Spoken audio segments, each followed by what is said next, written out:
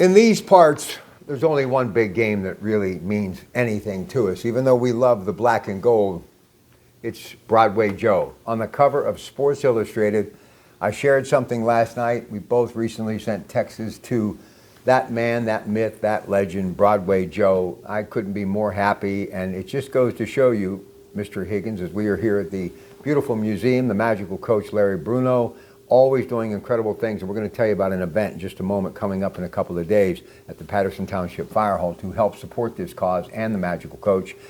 But this is the reason why this game is so big, because of Joe Namath.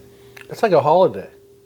It is like a holiday. You know, families get together, they want to watch the game together, and no one made the game what it was more than Joe Willie. All right, so tell them about what's happening on February 21st. Our first fundraiser of the year, we have our night at the races. What a party it is. It's great. People get together, they have a blast. It's at Patterson Fire Hall, right up over the hill. February 21st at 6 o'clock, buffet dinner, drinks, everything included.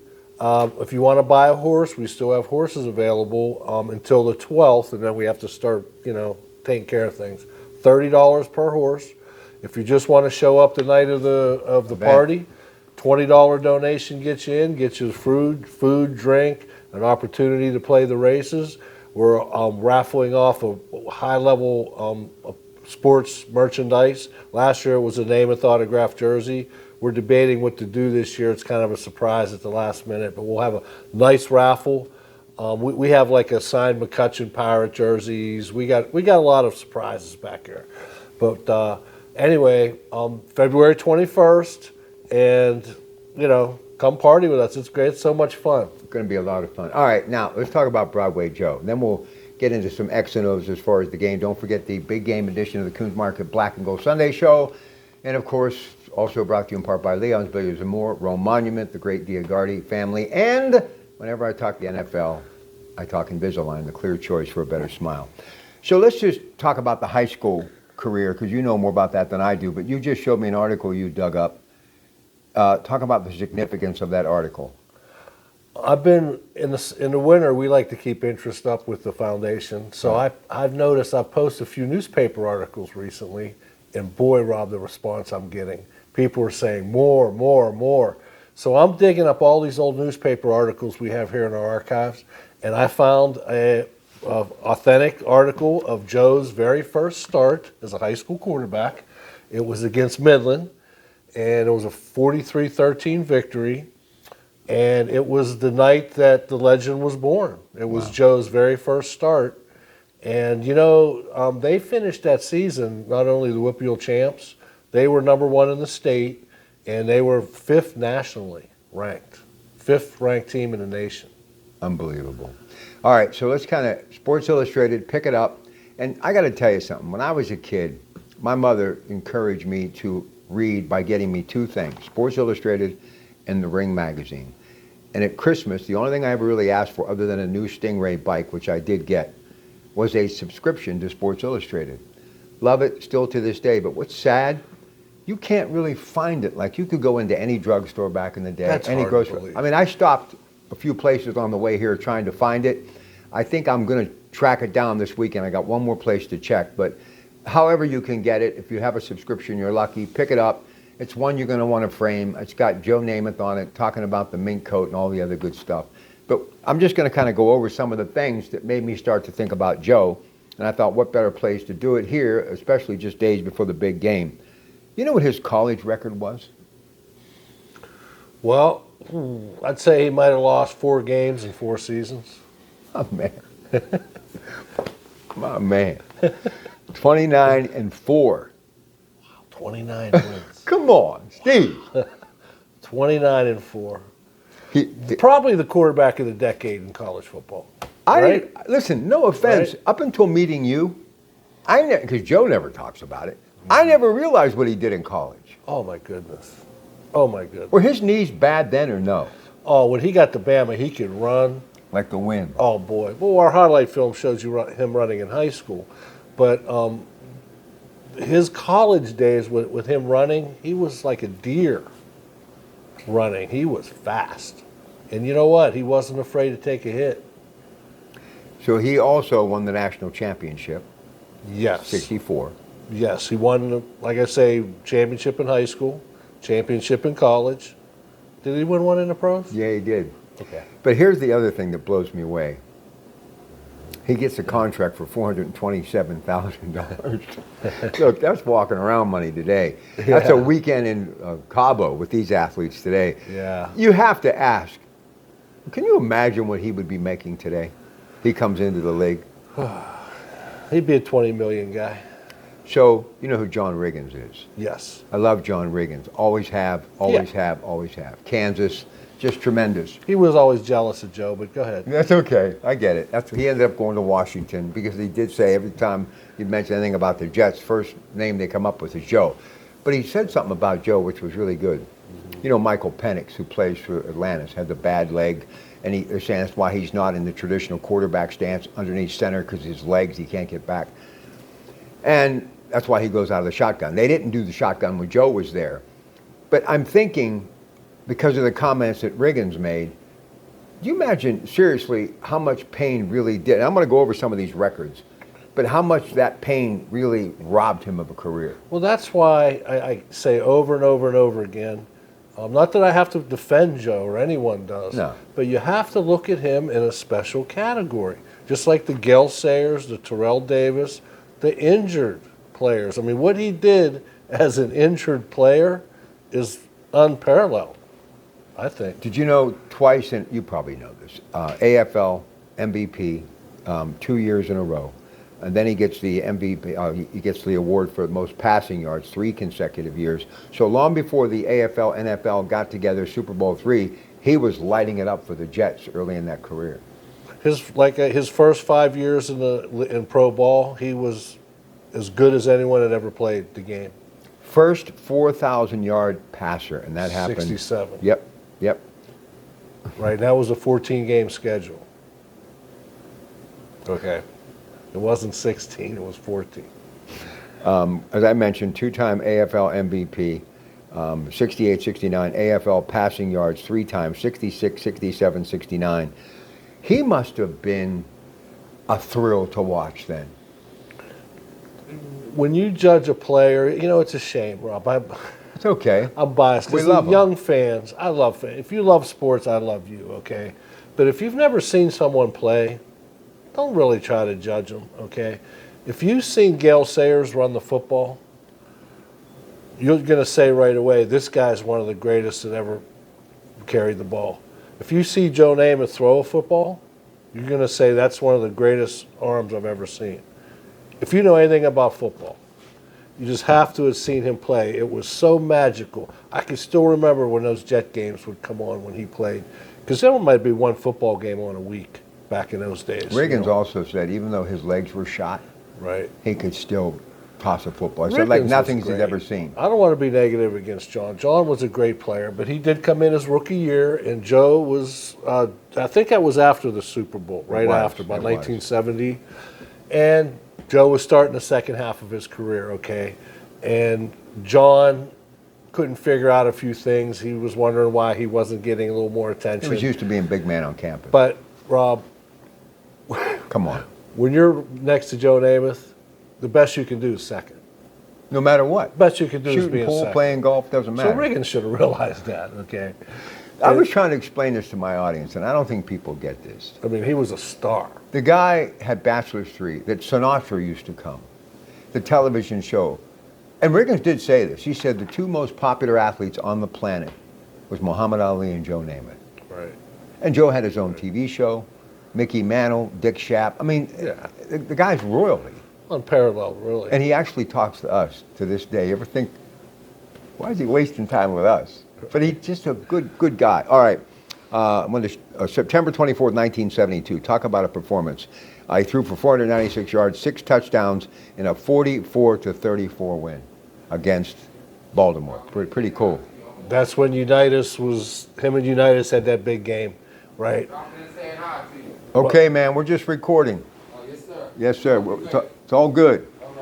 It's all good. Everybody stops in this place. That's just the way it is. But you know what I'm proud of right around that era? 1972, he was hurt. He had broken his wrist. He had all the injuries. He led the league in passing in 72. He got the comeback player of the year that year. And I'm not sure what year that game was. It might have been 71. Does it have a date on it? It doesn't.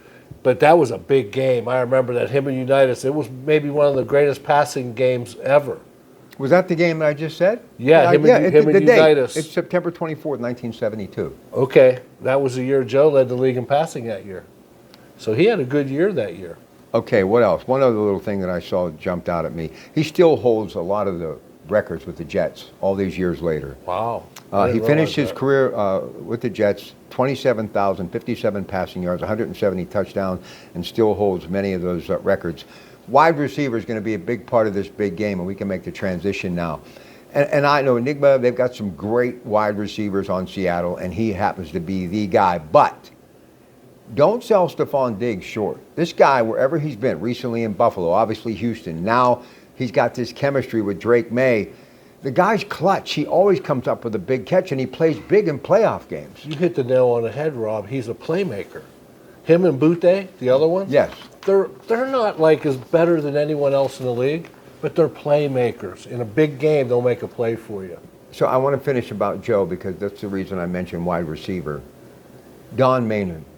Oh, my favorite. What did he do for Joe Namath's career? And he's no longer with us, sadly, but what did Don Maynard do for the Joe Namath legacy? Very important, very important. Gave Joe a reliable, fast receiver, Hall of Fame. People don't realize when he retired, he was the all-time leader in reception yards, and he still ranks very high on the list. Maynard had all the numbers, all the moves. I mean, Joe fed him, you know. But Don Maynard, Hall of Fame receiver, and I loved his attitude, his approach to the game. He'd always joke around with Joe in a funny way. And one of the funniest Namath stories I've ever heard has to do with Maynard at one of Joe's football camps. I'll tell you that on another time. Mark Cheeto told me it. That's my favorite Namath story. But anyway, Don Maynard, oh my goodness. Love, you know, he was in Beaver Falls. He came in for the banquet. Did he? Yeah, him and Sauer and Sample, Weeb Eubank, they were here. All right, just kind of to summarize as far as his time here in Beaver Falls. So he's born May 31st, 1943. Broadway Joe, obviously we all know him, 69 Super Bowl III. 15-year marriage that didn't work out, and has two beautiful daughters. He's overcome some alcohol issues, also some concussion issues, and he's working with this concussion advocacy program. I mean, that record contract of $427,000 doesn't seem like a lot, but back in the day, that was huge. His daughters, Jessica and Olivia, grandchildren, that seems to be his entire world now, and I totally get it. But when you think about him growing up, very humble beginnings to Hungarian-American parents, John is steel worker, Rose his mom, working class right here in Beaver Falls, and what he's accomplished in his lifetime. And he's still popular enough that Sports Illustrated is probably still the most important magazine featuring anything in the world of sports. All of the best, Peter King, even the late great Myron Cope, they all wrote for Sports Illustrated. But he can still garner enough attention that he makes it to the cover during the big game month. That just goes to show you how significant this guy's legacy is. It really is. I mean, I don't know anybody could even come close to duplicating that. It's long-lasting, and you know what the key to it is, Rob? What? He treats people like he wants to be treated, and he's always treated people good, right? And people like him. And when someone likes you, you're in.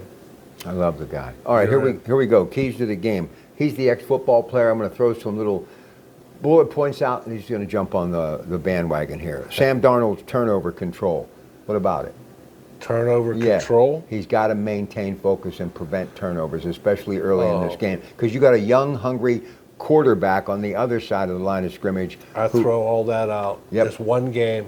This is one game, go home. I think he's going to be just fine. Okay, what about Drake May's deep passing and that shoulder? What do you make of that? I am concerned. I am concerned about his shoulder. The guy's makeup, his attitude is so impressive. When I interviewed him after the victory last week, I was really impressed with that kid.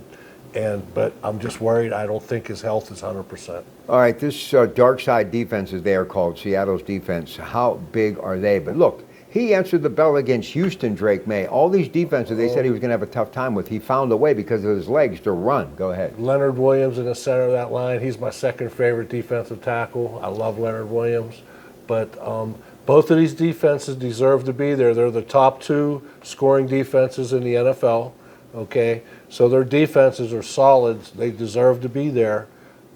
Which one's better? I'd have to lean a little bit towards Seattle, a little bit, give them the edge on defense. All right, let's talk about the running game. Kenneth Walker III, Seattle, Henderson for New England. Very crucial as far as the success or lack thereof in this game. Seattle has concentrated on offense the last few years in the draft, and they brought in Smith and Walker and the tight end and a couple other players up on the line. And I think Kenny Walker is phenomenal. He's going to give them an edge. Rob, isn't it funny how during the regular season in the NFL, it's kind of like a Madden game when teams are running up and down the field, and then when the playoffs get here, you see the real football, the football that you and I remember, defense, running game, special teams. Line of scrimmage. And all these playoff games, as much as I didn't enjoy the regular season as much, the playoffs have been phenomenal. They have been. Let's talk about this matchup, Vrabel and McDonald, the old guard, the young guard. Man, I didn't realize. I saw McDonald today in a highlight on the NFL Network in the locker room. This kid's jacked. He's big. I'm strong. And Vrabel's just old school football, but he knows something because here's the key. Josh McDaniels did not make it as a head coach. Probably will never get that opportunity again. But the good news, if you're a New England fan, he's not leaving. So Drake May's going to have the same offensive coordinator for a very long time, and you got to give him some credit too. Some people thrive in that position. They're not better in the top position. I get it. They're better in the coordinator position. I've always liked that role. Some people are like that. I think he's fantastic. I don't know. I mean, whoever can get their kids to play, the teammates to play for them, and I think both coaches are capable of that. But Vrabel, Patriots love him. Oof. His team loves him. And they're going to, oh my goodness, they're going to play so hard for that kid. You know, because I remember when he was with the Steelers and he played for Ohio State, he's always been kind of like a PA type player, Ohio Valley PA type player, and always liked him. And he has made really, he really is making a great coach. Who do you think's better in the red zone, these two teams? Oh, jeez. That I really don't. I'm going to say New England only because what I saw him do against Denver, how he ran basically for that first down to seal the game, but his ability to run. That's why 4.5 point spread, betrivers.net, Coons Market Big Game Edition. We'll give you our picks in the second hour. I'm not totally ruling out this underdog that everybody keeps talking about in New England, but I will tell you one thing. This redemption story of Sam Darnold is absolutely a beautiful thing. A former Jet quarterback that now they must be thinking we kind of gave up on him too quickly. Well, people do that. I mean, ever since the big money came into the league, you know, it used to take a quarterback 4 or 5 years to develop. Even Terry Bradshaw, Aaron Rodgers, all had to wait their turn, right? Well, now, if they're going to pay somebody big bucks right out of the chute, they want them to play, and that's wrong. Because here's a kid that came out, he might have struggled a little bit early in his career, but look at him now. Let's talk about that other Seattle wide receiver, Cooper Kupp. Well, that's the key, because you mentioned Jackson Smith. Enigma. Thank you. Why is he so great, I think? Cooper Kupp. Because Cooper Kupp was out there. See, that's why I'm not going to bang on the Steelers. I love the Steelers. But you pick up a guy for a certain reason, and they picked up this Kupp to come in and solidify their... You're saying the Steelers should have went after him. Yes, because I thought they were going to sign him. But here's the thing is, there's no one for him to influence here. You got to have talent ahead of you for him to come in and help you. Right. I'm not saying they don't have talent. I'm just frustrated. But anyway, I think that was a great signing by Seattle because what that did, he can still play number one. He was a Super Bowl MVP. I know. Now you got that experience, and he helps those other young receivers. So that is a big part of that offense. Special teams, you being the former player, how important? Oh, my God. That's going to determine the game. Because you look at these teams. I was looking at their defenses. The other day on ESPN, they had the numbers up there, and they're almost identical. They're scoring defenses, okay? Both of them run the ball. Both of them can pass. Something's got to give, right? It's going to be special teams. You know, what a lot of people don't realize, they keep talking about the youth of Drake May, and he's got plenty of time. Well, I remember the other guy who is now going to be the second youngest just by a few months because of Drake May. I thought Marino would be going back many times. Oh, yeah. And he loved Joe. I mean, he idolized Joe. Basically mirrored his game, throwing everything after Joe Namath. Yes. And he never got a chance to go back. Isn't that a shame? To Yeah, me, you never and you know what? That's take advantage because of Miami not giving him the players that he needed. And it's a shame, these so-called quarterbacks, and I think why New England's a little bit different, they have Stephon Diggs. You may have that quarterback. It's kind of like with what's going on with Will Howard and now McCarthy and the possibility of his future. You got to have some people around these players, Isn't too. that something how the draft is so important, and the draft is such a turkey shoot, because You never get know. these quarterbacks. Very few like first Drake rounders May. win the Super What Bowl. makes him more desirable than some of the other quarterbacks that were in with him? But certain guys, once they get in the league, and Joe was one of these guys, they're able to handle pressure better. They're able to learn quicker. They're able to just function at a higher level, not meaning they're more talented than the next guy, but there's something about them that, How do they, is that just so you think something is born in you? well, Keep talking, I'm going to get over not really. I think it's coaching.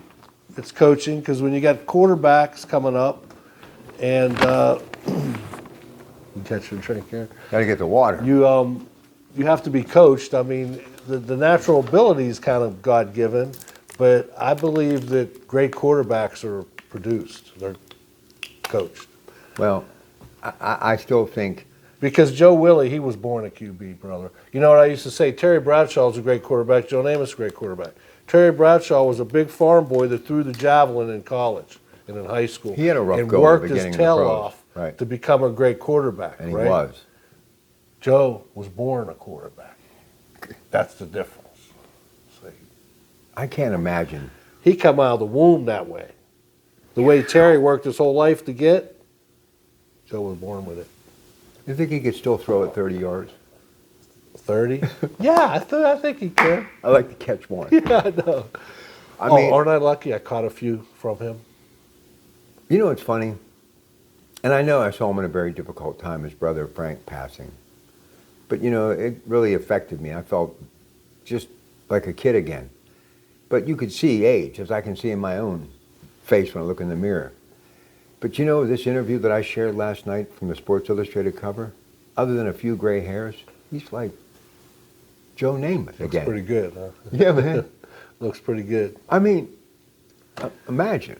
Yeah. I mean, he's just who this guy was and how he commanded the room. And what I remember, too, you got to understand, late night television back in the day was huge. Now with streaming, you got certain podcasts and things that are dropping 10, 12, 15 million viewers, listeners every day. But back in the day, The Tonight Show was like the creme de la creme. You had Dick Cavett, Merv Griffin, and you had Johnny Carson. Mm-hmm. And I realize this now because I scroll a lot and I see these old interviews. He was a kid. I mean, he How was young like, he was. and Yeah. he's sitting there with Johnny Carson just chopping it up like he's talking to his dad. Mm-hmm. So that had to be one of the reasons why he had such a skill set on the football field. It had a lot to do with star quality. Okay, what people didn't realize in those days, and Sonny Werblin was big on this because he was one of the biggest producers ever in Hollywood. Yep, I found Okay. that out too. I mean, he had connections in Hollywood, and when he looked at Joe Namath, guess what he's seen? Star. A star. Okay, and how do you think Joe got all those appearances and all those movies and all that stuff? You know, Sonny Werblin had, in the beginning anyway. After that, Joe was on his own, but he started Joe on the path where he didn't look at him as a football player. He looked at him as someone that was going to take the New York Jets, that was the second fiddle in New York. The Giants peed on them. The Giants wouldn't walk across the street and throw a bucket of water on a Jet if they were on fire. Okay? Mm-hmm. Look down on the Jets, right? He brought them above the Jets. So even with, and I kind of Or heard above this, the Giants. You just reminded me of something. I kind of heard this, that he knew his legs were bad. And he gave him a lot of money. I mean, back then it was a lot of money, but he did it not just because of what he could do on the football field, but because how he handled himself and obviously how he looked. Oh, yeah. I mean, they were waiting for this kid to fail. You know, they were waiting for him to fail, but he had to. No. And do you realize, Too talented. I'm not saying that it's an easy sport, because it's not, but the quarterback is protected in a lot of ways today that they weren't back in the day.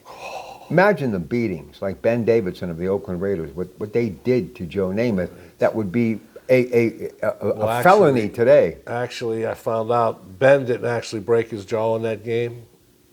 Another guy did, one of the other linemen. See, I didn't know about that. What happened? He got his jaw broke. Yeah, he got his jaw broken. Joe in the game. did. Yeah, but he never left the game. He wanted to, you kidding me? To let the opponent know you were hurt? That's not in his ID. Then Ben hit him after that with a broken jaw. That's how tough Joe is. There was never a quarterback tougher. I don't want to hear this John Elway stuff, autogram. Toughest ever. It was bone on bone, those knees. They were just bad. Well, it got to the point some of the younger guys, when Joe got older in his career, like Jack Youngblood, he said on the Joe's show, his HBO special, they didn't want to hurt him. They didn't want to hurt him. They knew who he was. They knew what he was. They knew what he meant to the league. They owed everything to him. Did you see when I don't know if it was... And they'd hit him and maybe lay him down. He ran into the end zone that late in his career and actually scored Shea Stadium, I think. Yeah. And he's basically telling these guys, hey, I'm in the end zone. Don't touch me. Right. Well, at first they wanted to kill him. Yeah, because he was getting all the money and everything. Looks, but then women. after a while, they realized who he was and with the knees and everything, and they didn't want to see him get hurt. Here's what else is amazing about Joe. Let's face it, you make a movie with Ann Margaret, you do a Noxzema commercial with a young Farrah Fawcett, you're dating Raquel Welch, taking her to certain places, and then your marriage fails. And I've been there, and it's a horrible thing to go through. But for all the glitz, the glamour, the glory on and off the field, the bright lights of Hollywood and the biggest place of them all, New York and Broadway, his namesake, the guy's just human. He's one of us, man. And he's had his moments too. Right. So that, to me, him overcoming all of those things while he has this persona, that's why I love him. That's what makes people special, because nobody's perfect and no one has no problems at all.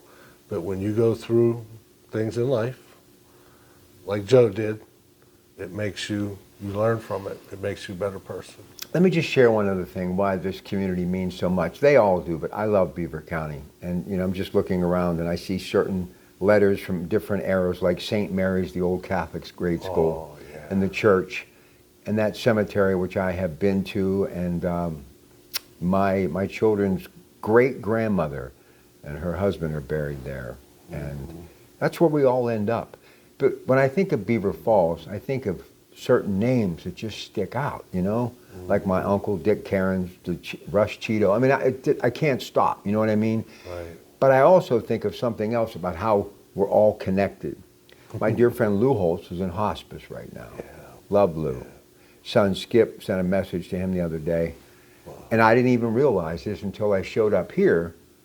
When I mentioned to you about him, we were just chit-chatting before we went live to tape. Right. And tell them what you told me about a former quarterback. Well, first of all, he idolized Coach Bruno.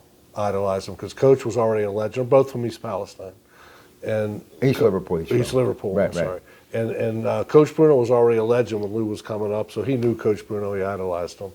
But Kevin Scanlon played for Coach Holtz, my quarterback in high school. I forgot about that. And here, as business goes to this day, Kevin is like a son to Holtz. When Holtz's wife died, well, it's been about 4 or 5 years ago now. There was only 2 former players invited to her wake, and it was Jerome Bettis and Kevin Scanlon. He handled all Coach Holtz's money, financial things, with his business he works for in Arkansas. And he's like a son to Coach Holtz. Coach Holtz is, But I remember when he come to Beaver Falls to meet me and Kevin at the school. He came in and he talked to me, and he says, "Nice meeting you. I'll see you later." Yeah, but shut up. And he offered Kevin a scholarship on the spot. I don't think you know what? All you do is heap praise on everyone else. You don't realize what you did as a football player. Joe Paterno, he wasn't interested. I mean, Lou Holtz wasn't. But you know what I just realized? Didn't Lou coach Joe with the Jets for like a cup of coffee? Well, 1 year, you're right. Rob, you're good. You are so good. He left NC State the year after he recruited Kevin. He went to the Jets. Why didn't Joe that work was still out? there? Well, because Joe was in his last year and the Jets were imploding, and he didn't even last the season. After the 10th game of the NFL season, he quit and he went to Arkansas. And that's when Kevin transferred from NC State, sat out a year, and he played for Lou Holtz for 2 years at Arkansas. Wow. And Small Lou world. Holtz practically adopted him. So you're saying Holtz idolized Coach Bruno? Idolized him. Idolized. Coach Bruno was inducted into the Ohio Valley Hall of Fame the year before he passed away, Right. 2009. Right. The Notre Dame coach was there. Kelly was there, pulled up in a Rolls. And Coach Holtz was there because he was big in that organization. Well, Coach Bruno wasn't great mentally at that point. We got to get you a new furnace here, by the way. I know, you hear that? Send donations so they can get a new furnace. We didn't want Coach Bruno walking up to the dais to get his award, okay? You should have seen Holtz. When it got time for Coach Bruno to be recognized, he came down off the dais and went right to Coach Bruno's table and gave him a big hug, and he kneeled down next to Coach, and he talked for about 5 minutes about him, about how great he was. Jeez. It was touching. It really Jeez. was. Well, you realize, Yeah. my dear friend that I miss every single second, Frank Dawson, and the Bruno connection. You're right. Bruno was like a superstar to them. Yeah, he's graduated in 1940, so he's older than them guys. Yeah. Well, maybe not older than Digger. Well, no, But- yeah, Digger, but he they was were older than 52. Coach Holtz. Yeah, by like a decade plus. But you know how it is in a small town. It's just like me idolizing Joe from my hometown. But here's what people need to understand, and I mean this with the utmost respect. You look at some of the 6A schools today, big, beautiful stadium, but what they don't understand, and nobody does, and I try to explain to people, Beaver Falls in the 50s, 60s, 40s was a thriving metropolis. East Liverpool had hundreds of potteries. I mean, it was a thriving community. Classes were huge as far as graduation is concerned.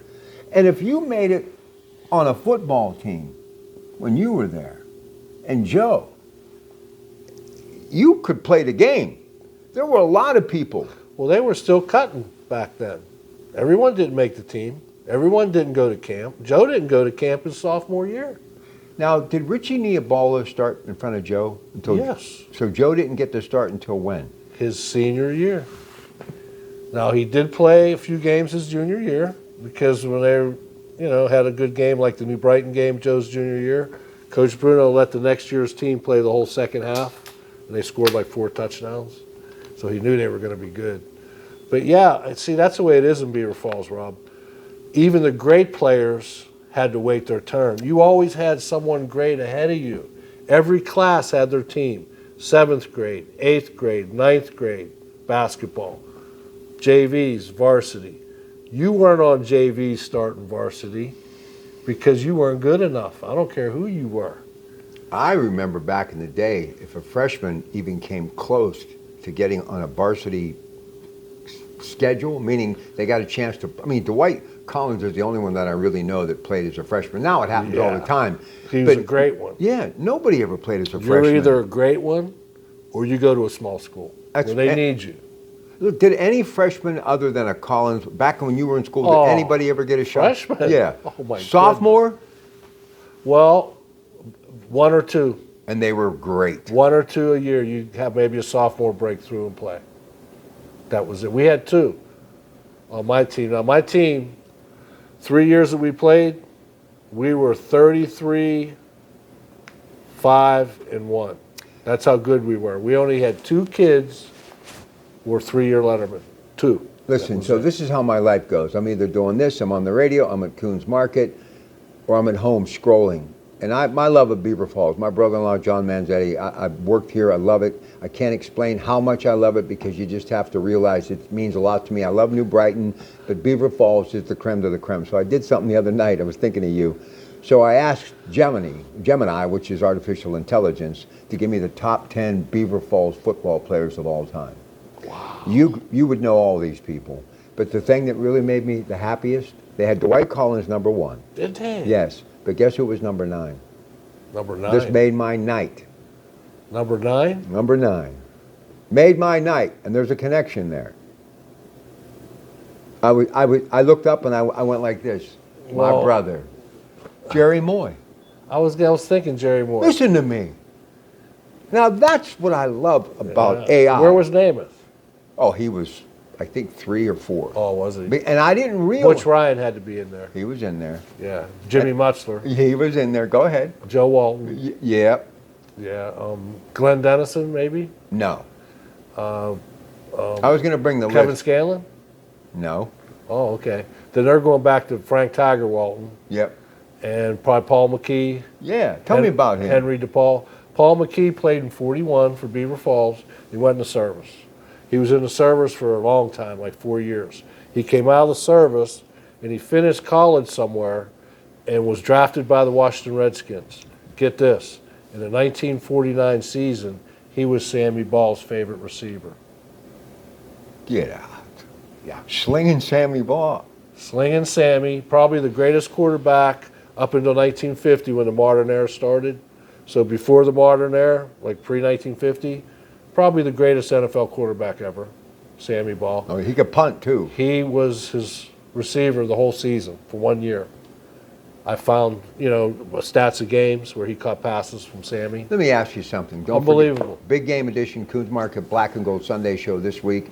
Gino DeMarco, former Geneva coach, going to drop by. Jerry Schmidt of Duquesne going to drop by. Ted Arnaud, Mike Leon, Greg Diolis. We're going to break it all down for you this coming weekend. And for all of those big game snacks, don't forget Coons Market. We have one here in Hopewell. And the giant 2-day sale, February 7th and 8th. Really going to give you great savings right smack dab in the middle of that big game weekend for all of your tailgate activity at home as you kick back and watch this one. So who do you like in this game? And by the way, 4.5 points is what New England is getting. I'd like Seattle to win the game. Why? Special teams. No kidding, coming down to that. I think they're going to have a big return, or they're going to make a play on special teams, recover a fumble or something on special teams. But I think other than that, it's going to be pretty close, low scoring, close game. And I like Seattle because of their special teams. Now, New England has good special teams too. I think their punt returner is one of the best in football. But I'm going to go with Seattle. You know what I was thinking when I retire, and let's face it, it's getting to that point. We should just do a podcast over here, one a week, just talking about legends of the game. And we're not going to go all the way back to the glory days, but I mean, let's face it. There's been some really great football stories that have matriculated out of Beaver County. I mean, even recent stories. So when I call recent, I mean like the last 20 years. Yeah. I went to a game, Hopewell against West A, when Russell Shell played against Caputo from West A. They both rushed for over 300 yards, Rob, that night. It was phenomenal. I'm thinking, this is one of the greatest games in the history. Russell Shell, I worked so hard on getting him into Pitt. Obviously ended up at WVU. What a talent. Listen, I thought he was the heir apparent to Tony Dorsett. Yeah, he was that good. Well, Paul Pizlesny, speaking of Hopewell. There's another one. Tommy Bradley came right down here and snatched him for Penn State. I mean, Sean Lee at Upper St. Clair. Great linebackers. I mean, people don't realize these people played in the league for like 10 years. Plus, Leslie got voted like the linebacker of the decade at Penn State when he was there. He's one of the best linebackers of the decade. He was huge. I think Tony, didn't he win the national championship and then they won the Super Bowl? Pretty Dorset? close. Yeah, Dallas. I think he went Yeah. bang, bang, I think. He did. You're good, bro. He was a great player. Best player I ever played against. You played against this guy. Yeah, and I raced against him, 100-yard dash. How'd you do? I lost. Guess He loved beating Beaver Falls. He wasn't even running track. He come out when he felt like it, right? Well, when Beaver Falls came to town, he ran. He smoked us. he just looked like he was, like his feet weren't even touching the turf. Oh, he was so fast. And he had a swag about him. He did. Good looking. Like I say, he was son of a gun. such a nice guy. But he did love beating the Tigers. Listen, I have to tell you this story. Doc Zernies, they used to have the Golden Panthers up at Ciro's top of the mall, and I was a maitre d' there. And I heard Tony was coming. And he was a hero. I mean, I loved the guy. So you expect this like 6'4" guy to come walking with shoulders this big, because he's larger than life. He's Superman. Who, the Hawk? Yeah, he walks in. Brutally, just good, handsome looking young man, had his leather jacket on, Pitt, and he turned around and kind of winked at me and said, "Hey, how you doing?" One of the coolest individuals I have ever seen in person, and I've met them all. He had that star power. He wasn't big. No, Yeah, he he was wasn't maybe 5'10". And then he wasn't no 200 pounds, no 180. He was probably like He was 150. small. Yeah, I remember his senior year. He lit up Beaver Falls here, didn't he? That year? Yeah, well, he was great. I seen him play. 2 years I got to see him play, and I was a sophomore when he was a senior. But he wasn't big at all. But man, when he ran, it was just this smooth. He had this technique where he'd break through the line, right through the middle of the line, and then break toward the sideline. And when he did that, just shut out the lights. He'd go right down the sidelines and nobody could catch him. We're in the midst of basketball season on KDKA, and of course, we've got a girls game tonight. We've got the guys tomorrow night. Absolutely love it. AHN, Highmark, Invisalign. My good friend Joe Hogan, who played hoops for New Brighton.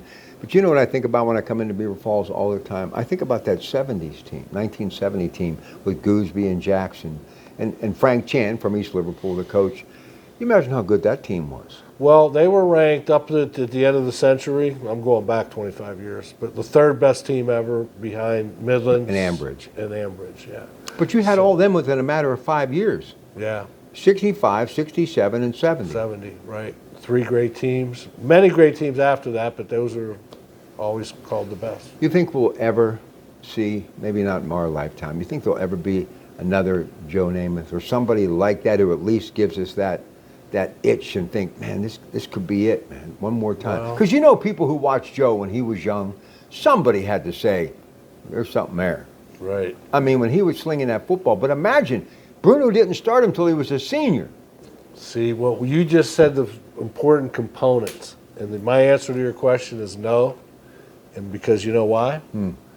Because to invent Joe Namath to where he ended up extending to, you had to have that magic of Larry Bruno mixed in. So if you have a kid that's even close to what Joe was, he's got to have that Larry Bruno. Hey. If he doesn't have that Larry Bruno, that's going to break the formula. Guess what? I swear this is Digger talking to me from above. Love you, man. You know what I just realized? The magical coach. But now, you probably already know where I'm going with this. Do you understand 2 other people who were known for doing magic really well?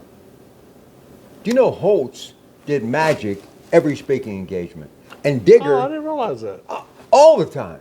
Yeah. And Digger was always doing something sleight of hand. What is it with those Ohio guys? Listen to me. They must have idolized him so much. Yeah. Like we idolize certain people. Like kids idolized you in the 70s. Namath? Yeah. I mean, so that's probably why Lou picked up the magic. It probably is. Because I'm sure Larry was doing it in high school. And he was doing it when he'd go He was. Geneva. He was. That's when that stuff all started, when he was young. He was interested. Do you realize how big it was when he was a young guy and he left Monaca to come here? That would be like a Bobby Palco going back to West A. You know what I mean? I mean, like a young Joe Hamilton getting hired, and leaving New Brighton to go to Blackhawk. Because when you look at the players he had at Monaca, oh my God, he was sending guys to Penn State. He had a running back named Jim Slaughter. Yeah, I know. Went to Penn State, was great, and he had he had a whole list of players that were Division I guys from Monaca that were fantastic. And when he probably seen that the Beaver Falls job was open, he was licking his chops.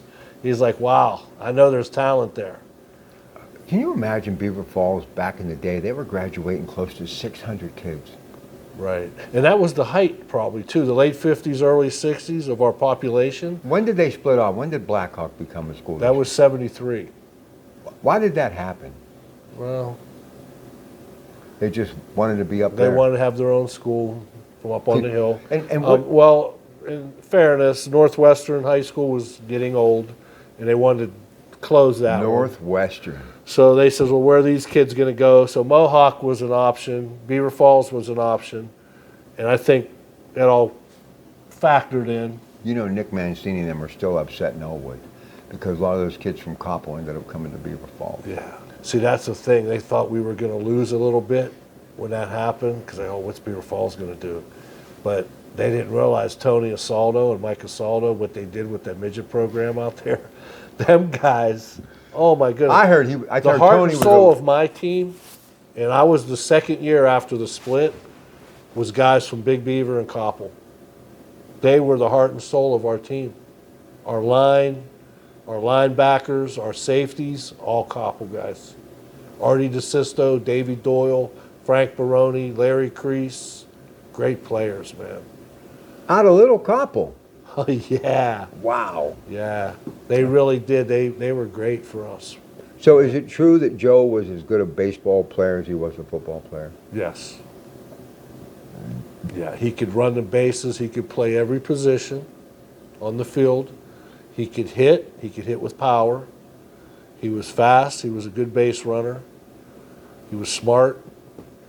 They all wanted him. He probably could have played Major League Baseball. Do you realize, speaking of baseball and Koppel and Wampum, you realize how good Dick Allen was in baseball? He played here Where?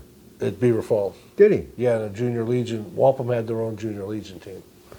And he Wampum? might have played against Namath because that was like pretty close to the same time Age. era. And I heard a story about him at Beaver Falls. They were pitching around him. You know, our right field fence, no one ever hit it over. It was like 460 some feet. And they were pitching around Richie Allen, and he got mad. And he's like the third time up, he stepped across the plate and swung at a ball, and they said it one hopped the right field fence. It was like the longest ball anyone ever hit. Yeah, he must have been a little mad. All right, in closing, because you're my host and I appreciate you, who would you say are the top 5 all-around athletes out of Beaver Falls, in your opinion? All-around athletes, man. Then not just football. You got, Well- and I'm looking around here and I see a Candy Young. You got to put her in the mix. Male, Well, female. She was incredible. I mean, absolutely Now, incredible. do you mean athlete or all-around athlete? All-around athlete. So someone that played multi-sports. Yeah, or they're from different sports, like Yeah. track and field, baseball, Well, basketball. I'd say Collins, Dwight Collins. Is he number one? I'd say number one. Because he ran track too, didn't he? Yeah, because he was at the highest level at every sport. And he played 4 sports. Because it was baseball, basketball, football, and track. He played baseball too. Junior Legion and a little bit of high school. Wow. But when he did, he was the best player on the field. Best player. In baseball too. Oh, yeah. Yeah. His little league Love team. that dude. Yeah, he hit home runs. He was, like Dwight, could do everything, right? Right. And I'd say Namath because Namath was a good baseball, basketball, football guy. And then you got guys like Butch Ryan, because Butch was the same, football, basketball, baseball. It's great. A guy that a lot of people don't want to remember, but he didn't end up really well. He died young, was Benny Carter. And Benny Carter played in the 80s on the championship football team. He was probably maybe the best baseball player ever at Beaver Falls. I mean, he was feared. People feared Benny, okay? In basketball, football, every sport, they won Whippeals when he was the leader. Benny. Joe Lonnet was a great all-around player because he was a great basketball player and great baseball major leaguer. Third base coach. And actually, I'll throw Joe Walton in there too because people don't realize how good of a baseball player he was. I didn't know that. And a lot of people say he could have played Major League Baseball if he wanted to. Wow. He was that good. So I'd say Collins, Namath, Carter, Walton, Ryan. But I think that maybe the very best football player Of all was time. Jim Mutchler. Yeah. Yeah, Jimmy was at every level. First of all, he graduated in 48.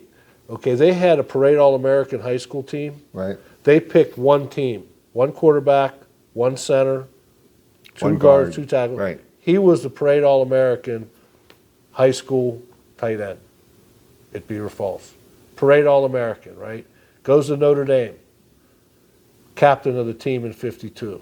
Wins a national championship in 49, 50, 51. His senior year, he's voted captain at Notre Dame. He's one of the top tight ends in the country. I got newspaper articles, right? Gets drafted by the Colts, goes to the Army for 2 years, comes back, plays for the Colts for 9 years, has 240 receptions, 40 touchdowns, has a great career, makes All-Pro 2 years. I think he's our best football player. Any of the family still around? Yes. They've donated some of his stuff. No kidding. Yeah. All right. we're going to go. Before we do, though, Night at the Races, tell them about it. February 21st. We need people to show up. Even if you don't buy horses, come party with us. It's Patterson Fire Hall at 6 o'clock on February 21st, and it's a great crowd. People have so much fun. Giles up on 24th Street's catering it. They're cheesy potatoes. People rave about these things, okay? He likes to eat. We're going to have a barrel of beer there for if you're over 21. You want to have a cold beer, you can have a cold beer. We're raffling off sports merchandise. Oh, yeah, I didn't mention the Chinese auction with all local businesses donating baskets. We'll have about 20 baskets. Chinese auction, I mean, everybody, Tri-State, Brewster's, you know, they all give us, we have nice Chinese auction. That guy, Bruce Reed, he did okay for himself. Bruce is really generous. You know what, man? Here's what, Rick and I talk about this all the time. Why doesn't somebody bring Waits ice cream back or just put a building up? Bruce, you could do that on the side, do it in your sleep. Oh, my goodness. Did you ever have Waits? I never had it. You never had Waits? Mm-mm. I don't even know where it was. Butter pecan was the best. I love their butter pecan. Can you imagine the Granati's full throttle growing up in the 60s? What that place must have been like their house, trying to eat dinner. I wasn't cool enough to hang out with them Listen, back then. They're the funniest people and the most talented Oh, they're the that ever best. come out of Beaver County. They're the best. You know who they remind me of? The Three Stooges, but there's more than three of them. They're the funny, I mean, you realize right place, right time, things go a little bit differently. They're huge. I mean, they were massive. I remember when they cut their album with A&M, Herb Alpert on them, they came back to Maury's Speakeasy. I had the honor to introduce them. I didn't know that much about them. Knew the brother, Rick, a little bit because of my local ties to radio. I go there. First time I was ever at the Speakeasy, I'm going to tell you right now, it was incredible. There was a sea of people. They were out the door, spilling out into the parking lot, almost out on Junction Stretch, which is that main highway there. Yeah. I mean, they were beloved. Well, you know what? I believe they are as good as anyone. I mean, you said if one thing would have changed, but I think they did reach a high level. And they did you ever hear Hermie do "Oh Darling"? Absolutely incredible. That Beatles. Yep, incredible. I mean, I think people nationally, if they seen him perform that, because I went to I believe he did it at BE's Christmas show one year up at Stanley Theater, or another event up in Pittsburgh where it was a huge Pittsburgh, big audience, and he brought the house down. He brought the house down. How about BE? God rest his soul. Jerry Coleman, JR's for I years. used to love them. I introduced him. I was at that Christmas thing up When there. I went to TK and Lenny Best got married, my friend Greg Best's sister, Lynn, Greg Best, former Steeler, they got married, and their reception was at Lou's Bar in Elwood, and Donnie, Iris, and BE played. Donnie's And I 80-something, was he's there. still performing. This was in the 70s, and I could remember BE and Donnie sitting on a stool playing Beatles songs at the reception, and I cherished that memory. All I used to do is drive by and look at the canopy when McElwain was in Beaver Falls thinking, how do I get a Cadillac? I just want a Cadillac before it's over. Joe's Cadillac's for sale. It's back on the market. His 79 Caddy that the guy owns is for sale. Yeah, he probably wants, well, how much does he want? Call Jay Leno, he'll buy it. It's not that I love much. Jay Leno. I love Jay Leno. Yeah. You know, I love this, and Jay said it perfectly, and this is why I have such respect for him. They were talking about late night and how it's changing. He said, would you rather watch like Harrison Ford for 7 or 8 minutes or hear him talk for like an hour about anything that's on his mind? You're definitely going to want to check it out. I mean, it's nice, that format, but I think what makes this work and why talk radio has become such a phenomenal avenue again, because people want content, but they want real, and they don't want like little bites. They want to hear people give and take. I'm getting callers that are in their 20s and 30s, people that have never called me before, talking about what's happening in the world today. And that's why stuff like this is so important.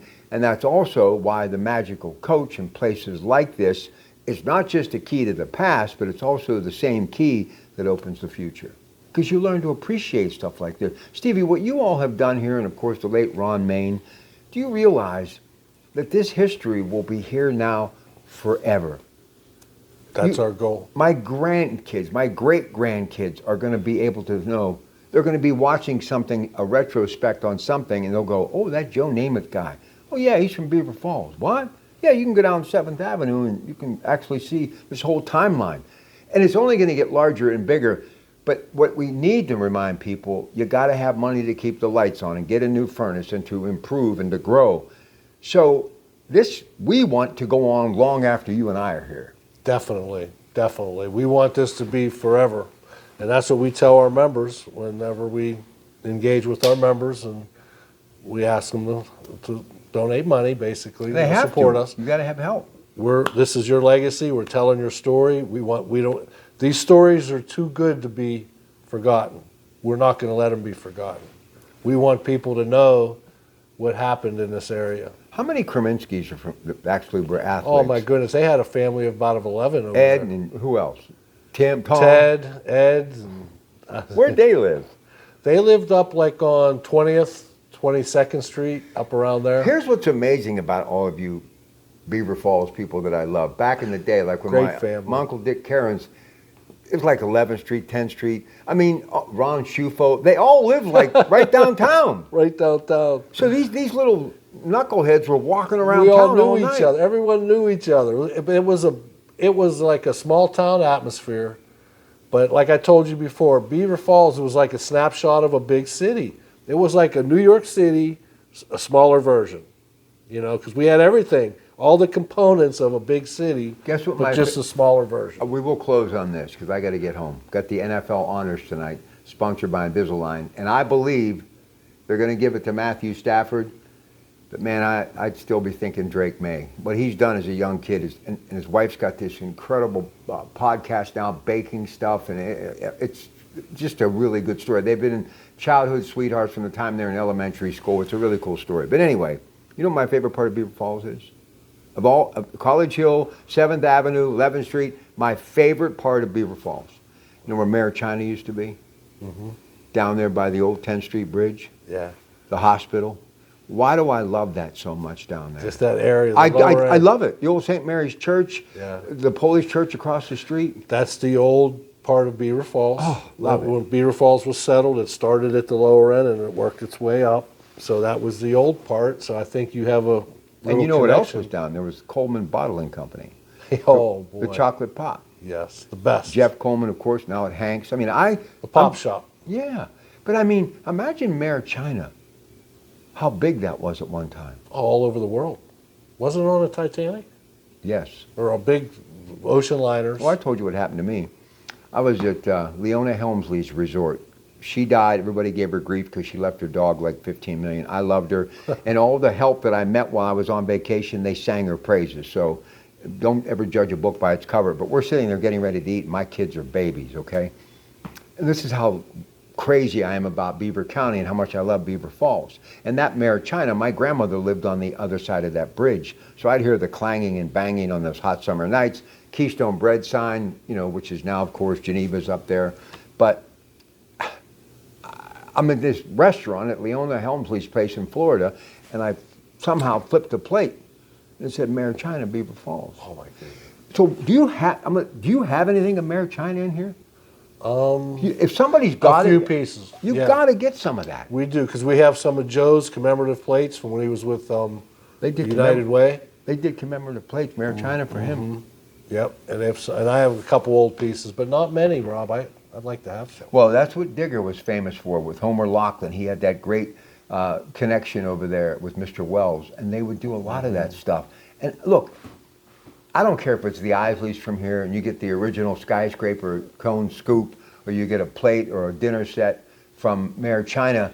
You have to be able to grow, and there's so many opportunities now for industry with names like Royal Dutch Shell and Nippon U.S. Steel, what's going on there, that it's going to get very busy around here. And I think the only way that you learn to appreciate it and embrace it and want more is to be able to go back to the past and realize this isn't our first rodeo. We've done some big things. Armstrong Sealing Tower, their world headquarters was here.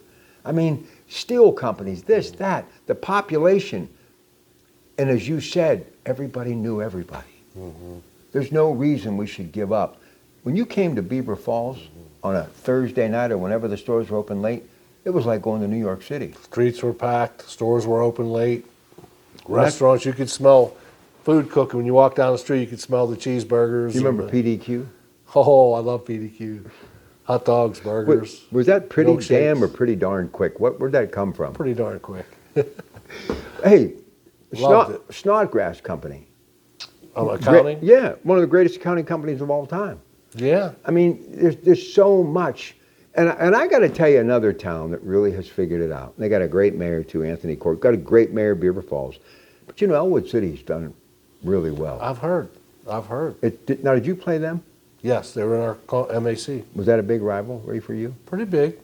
Was Yeah, pretty big. Why didn't you yeah. play New Brighton then, though? Well, we were just a little too big for them. Wow. Yeah, we were just too big. I mean, we were always like 4,000 or 5,000 in population ahead of New Brighton. So, last night I get a call on my radio show. Chester, Newell, New Cumberland, West Virginia. Merged, become Oak Glen.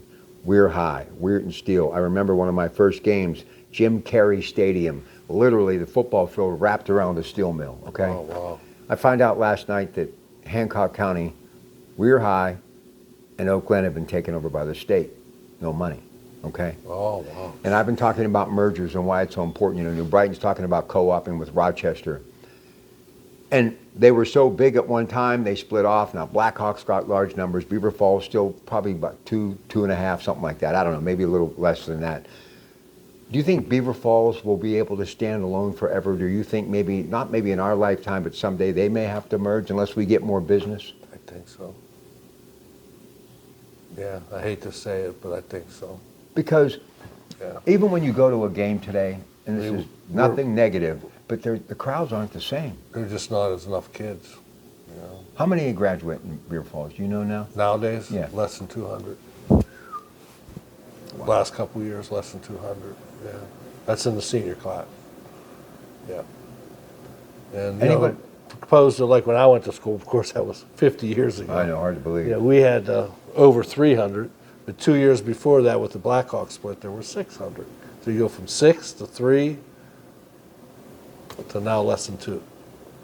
Okay, I'm going home, but listen, how about Lou Holtz coaching Joe Namath? They're like close to the same age. Lou's 89, Joe's in his early 80s, but can you imagine what that must have been like for Lou Right. to go out in the practice field and there's Namath? I think Joe felt a little funny about it because he was thinking when Holtz come in that maybe he was wanted to because that's when they drafted Todd, Richard Todd, and he thought, well, they're going to right ahead out with the old, in with the new, but Joe hung out that year. They didn't try to trade him or anything. So Joe, though, loved to throw the ball. Lou, who I love and respect, he was more about running the football. Did it with Jerome, had Tony Rice the year they wanted all quarterback who could do it all. He took Palace from Berwick, remember, and he put him in the option, and I was frustrated. I love your coach, but I wanted to see that kid. Berwick. Yeah, I was hoping he would be airing it out. But that's the other thing, too. Like Terry Hanratty, I've had him on my show, Notre Dame, and he made it so clear about how difficult it is. He went to Notre Dame as a freshman. There were 4 freshman all-state quarterbacks that were trying to vie for a backup job to maybe eventually become a That's starter. what they did. That's the kind of talent. That's what schools. Bama did too. They'd stock them because they didn't want their opponents to get you. You know, they would get every quarterback they could, and then that way Purdue wasn't getting them. Michigan wasn't getting them. Whoever their opponents were. That's what they did those days. So you're going with Seattle. Yeah. Okay. That's it. Don't forget, back on the radio before you know it. And that big game edition, Coons Market Black and Gold Sunday Show, we've got our giant 2-day sale, Saturday and Sunday, February 7th and 8th. All great locations waiting for you. The shelves are stocked for all of the home tailgate activity. And what has become another holiday, that big game. Until next time, it's your Pratt Pack, Larry Bruno, magicalcoach.org Foundation. Help out, step up, so we can take this to the next generation and beyond. That's a wrap.